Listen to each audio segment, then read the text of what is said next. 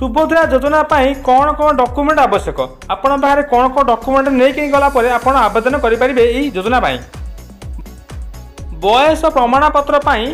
आधार card आवश्यक सरकार जो घोषणा कर 21 से 60 वर्ष महिला मैंने आवेदन करेंगे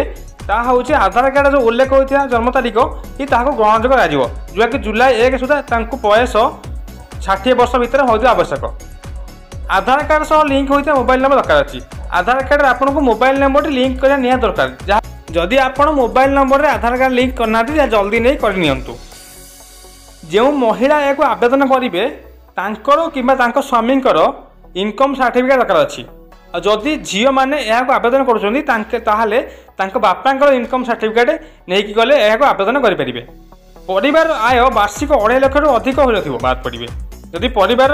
कहार इनकम 2.5 लाख रु अधिक टंका हो सी आवेदन करेंगे ना राशन कार्ड को प्रमाणपत्र आकार दे पारे जदि आप राशन कार्ड अच्छी नहीं गले भी आपड़ प्रमाणपत्र देपारे समस्त प्रमाणपत्र दे आवेदन कला आपको EKYC दाखल करा पड़ो ना आपंकर EKYC नदेले आपंकर राशन कार्ड आवेदन प्रक्रिया शेष करेंगे ना आज पंजीकरण आप करेंगे जनसेवा केन्द्र आशाकर्मी और अंगनवाड़ी पाखे यह फॉर्म मागणार मिल नहीं आप उभय ऑफलाइन और ऑनलाइन माध्यम आवेदन करेंगे जहाँकि बयस रही जुलाई 1 सुधा से 21 रु 60 वर्ष होती आवश्यक एवं से मोबाइल नंबर रे आधार कार्ड लिंक होता निहाती दरकार